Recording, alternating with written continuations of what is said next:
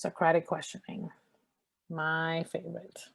Socratic questioning, right? So it's just remembering always, right, this foundational um, basis of coaching that to be a great coach, you don't need the answers. You just need the questions, right? You need that empathetic listening and to ask those deep, courageous questions and allow the person to respond to them, for you to paraphrase back what they said, and then you're going to see amazing results come from that. Our very first we want to call him a coach back to ancient times, and where Socratic questioning comes from is from the philosopher Socrates. And Socrates, he was an early Greek philosopher, um, a teacher, and so the Socratic um, approach to teaching is based on the practice of disciplined, rigorous, and thoughtful dialogue, which is what we do when we're literally coaching someone, right? That disciplined, rigorous, thoughtful dialogue, where the instructor, or say the coach, right, is professing that like you're ignorant on what the person is telling you, right? You're not really sure.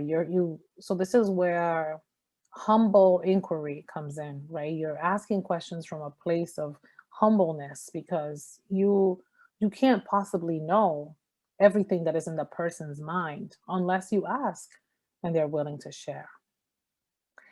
And so, in order to elicit this engaged dialogue with students, Socrates was convinced that disciplined practice of thoughtful questions enable the scholar or the student to examine ideas logically and to be able to determine the validity of those ideas. And this is also known, excuse me, this is also known as the dialectical approach. And this type of questioning can correct misconceptions and lead to reliable knowledge construction. And although Socratic questioning appears simple, as you can see, it's in fact pretty intense, right? As described in the writings of Plato, which was a student of Socrates, the teacher fakes ignorance about a given subject in order to acquire another person's fullest possible knowledge of the topic, right? Individuals have the capacity to recognize in doing this what are their own contradictions. So Socrates assumed that, incomplete and inaccurate ideas would be corrected during the process of this disciplined questioning. And in this way, it would lead to progressively greater truth and accuracy. So, in plain terms, as you saw what I did with Natasha, right, where she expressed, that this thing that she wants to do that she hasn't been able to do, through questioning, she was able to come to a deeper understanding of why she hasn't done what she has done, and come to her own realizations and to exactly what she wants to do. So this is just one example, right, of how Socratic questioning works. And so when we look at Socratic questionings, we break them up into 6 different types of Socratic questions. And I'm going to send you all an article that I want you to use as a reference. It's called The Art of Powerful Questions. And um, in this article, it goes even a little bit deeper into different types of situations and when you would use these questions. So I'm going to send it to you so you can have it as reference material. Um, but there's these 6 different types that we're going to cover today. One is conceptual clarification questions. And it's exactly what it sounds, right? It's questions that are asking for, like, clarify for me what you mean. Number 2, right, it's probing assumptions, is questions that are getting at what are the assumptions that the person is making when they're making the statements that they're making. We're also going to look at questions that probe the rationale, right? What's your reason? What's your evidence? Why are you making these statements? Questions and view there's also questions about people's viewpoints, about their perspectives, questions that probe what the implications and the consequences are. And then there's questions about questions. So let's dive into this first one, a conceptual clarification question, right? Questions such as, why are they saying that? What exactly does this mean? How does this relate to what we have been talking about?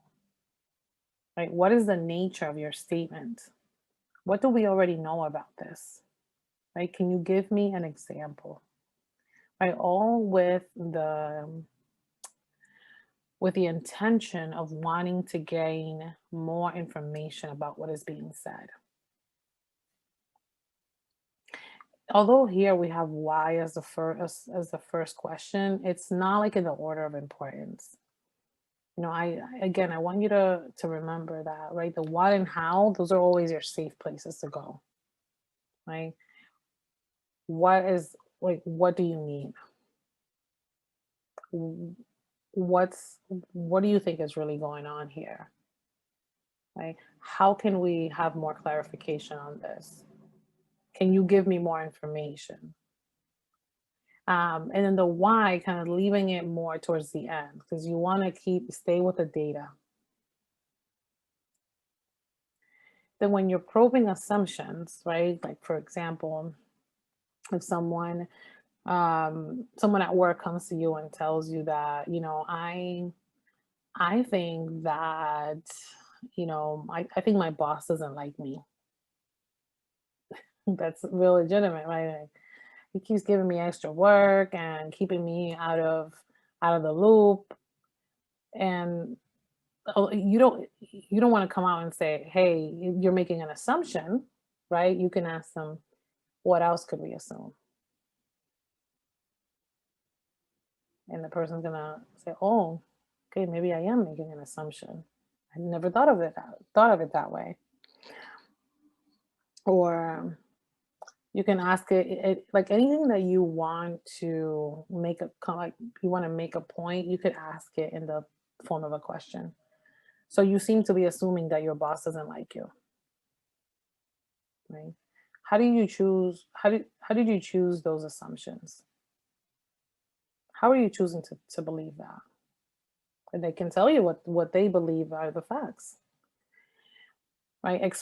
Please explain why and how, right? So that you can get more information about the statement that that person is making, which to you seems like a blatant assumption, but you want to get more data, right? How can you verify or disprove that assumption, right? What would happen if, so I think my boss doesn't like me, like what would happen if you asked, right? To get them away from assuming and from, not imagining, but being it like from saying things without the facts, right? My boss doesn't like me. Do you agree, or do you agree with the fact that this person doesn't like you? Do you disagree? Right? It's all about gaining more information. Then there's questions about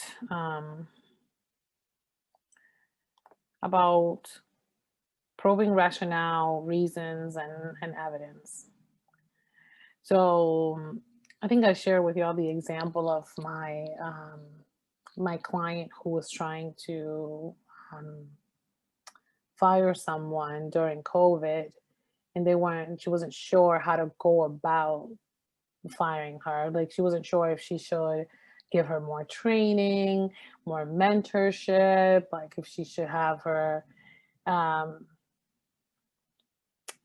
be mentored by someone else. Um, so it's like, again, when someone is unsure, right, is asking them more questions.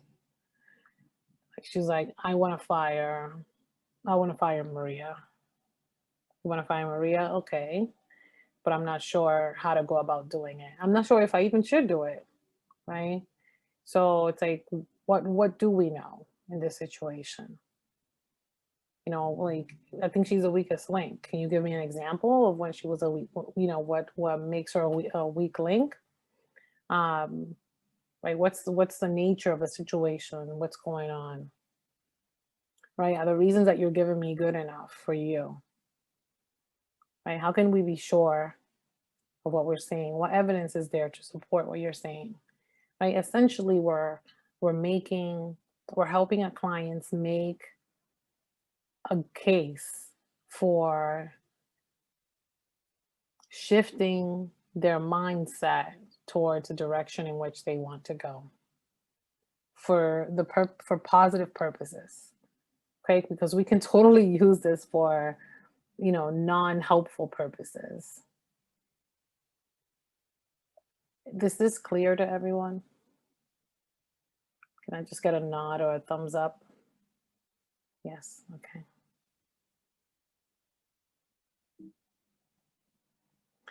Like, and I just want to stress the fact, like, using this for positive purposes, because I once coached someone who was going through a divorce, and she had these very she had a very deep-seated narrative about the intentions that her husband had um around the divorce process, and she was having some pretty dark thoughts about things that she should do. And like, we know, right, as coaches, and I mean, me as a person that understands energy, that everything that you put into the world, you're going to get back. So I was like, I'm not going to be coaching you on how to harm this person, right? But what I want to coach you on is, how can you shift your thinking, your behavior, so that you are taking steps towards the outcome that you want to see.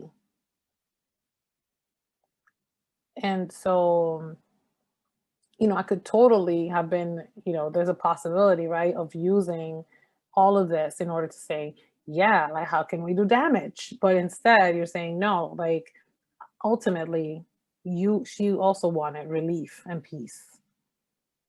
So there were times where, like, we would leave from there with her having to go pray, and visualize and light a candle and do affirmations, because that's all she could do. There was nothing else that could be done, because everything was kind of like, there was so much that depended on the other person.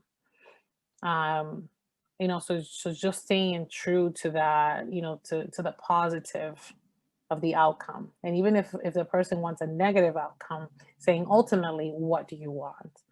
Right? And in the heart and the soul, people ultimately want a positive outcome, even though they may think of negative ways to get there. Is that clear? Okay. Um, Questions around, like, questioning people's viewpoints and their perspectives. Right? Like, so going back to this example of my client who was going through a divorce, and essentially her husband wanted her to sell all the properties, so that she could, so that they could do an equal split, and she didn't think that was fair. um like, asking, she's like, this is not right, it's just not right, it's not right. What other ways could we look at this? Right? Who benefits from this perspective? Right? Is there a different perspective that we can take? Right? What's the difference between what is right, what you think it's right, and what he thinks is right? Right? Why is it better then? Right? So asking, what are the strengths and the weaknesses of this viewpoint? Right? All asking these deeper questions, so that you're not jumping into wanting to advise, or wanting to agree, or just wanting to prescribe solutions, but always asking those deeper questions, so that the person has a more complete understanding of the situation, beyond their focus point, which sometimes could be very limiting. Right? How could you look at this in another way? Like what's the gift in this situation? That's the ultimate question. When there's a negative situation, what seems to be a negative situation. Just checking for clarifications on this. Yes. Okay.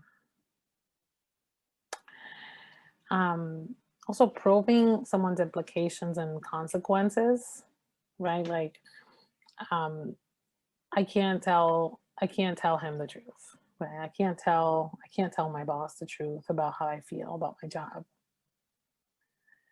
So when someone says something like that, it's like asking them, then what would happen? I can't get over the fact that I can't, um, I don't want to move on from my apartment, right? It's like you move on, then what would happen? Right? And asking those questions. What are the consequences of that? What are the implications? What needs to happen? Right? How does this fit with what we learned before? Because you're going to get a lot of people kind of repeating themselves over and over again. What is the best possible action here? What is the best way to think about this right now? Why is that important? Right? And always like you want to leave that why to the end because you want to get enough facts and then get that why. Okay. And then clients may ask you, like, what's the point of you asking me that question? Why are you asking me that? And then what you do, right, is you pull the ball right back in their court. Why do you think I'm asking you that? Right? And being very comfortable with silence. Right? So what happens sometimes when we're starting to coach is that we'll ask a question, the client won't have an answer, and then we want to jump in and like give them the answer. Or we want to ask another question. Right? So you want to just like pace yourself and be comfortable with not getting an answer. Right? And if they're just like, I don't know. Right? Sometimes I get that I don't know a lot, and then I ask like, what if you knew?